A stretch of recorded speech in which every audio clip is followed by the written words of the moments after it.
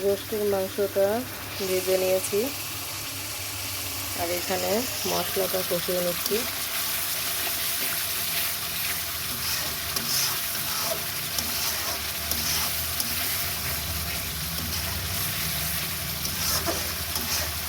এখানে সব কিছু দিয়ে মশলাটা ভালো করে কষিয়ে নিচ্ছি। তেলটা ছেড়ে দিয়েছে, এখন রোস্টগুলো দিয়ে দিব।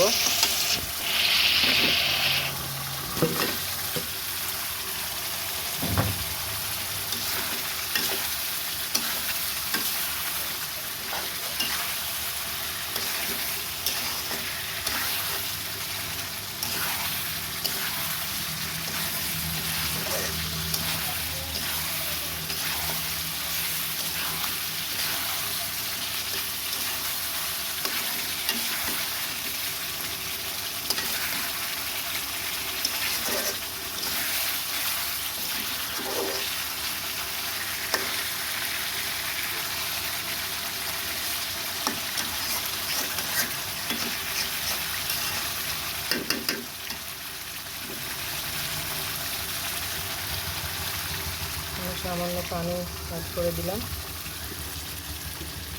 তো যেহেতু আমি দামাটা করবো, অনেকে একটু ঝোল ঝোল পছন্দ করে, মানে গ্রেভিটা দিয়ে খেতে পছন্দ করে।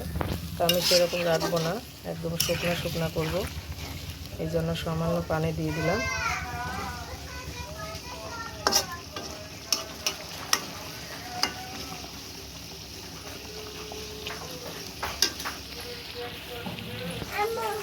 হ্যাঁ বলো।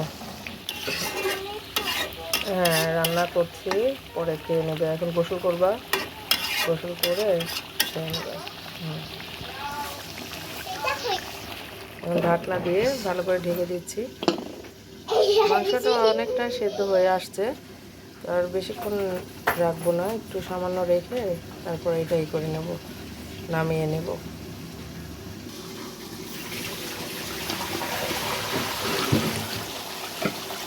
তো ঝোলটা অনেকটাই টেনে এসছে। এই পর্যায়ে আমি লবণটা চেক করে নিয়েছি, তো সামান্য লবণ লাগতো, এই জন্য লবণটা দিয়ে দিয়েছি। তো এখন এখানে আমি দিয়ে দেব বেরেস্তা, দিয়ে ঢাকনা দিয়ে ঢেকে রাখবো, তারপরে নামাই দিব। তো বেরেস্তাটা দিয়ে দিলাম। এখন আমি কয়েকটা কাঁচামরিচ দিয়ে দিচ্ছি। আমি একটু ভেঙে দিচ্ছি যাতে এটার একটু ঘ্রাণটা চলে আসে রোস্টে।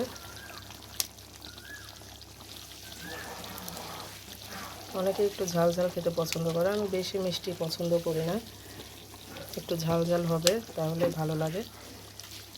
তো দিয়ে দিলাম। এখন ঢাকনা দিয়ে ঢেকে দিব। তো অপেক্ষা করব কিছুক্ষণ। দেখুন এখানে আমার পোলাওটাও হয়ে গেছে, অনেক ঝরঝরা হয়েছে, এটা দেখে বুঝতে পারছেন। এখানে আমি কিছু বেরেস্তা ছড়িয়ে দিব।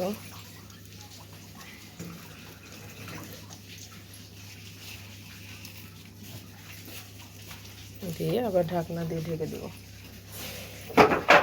আমার সব কিছু শেষ।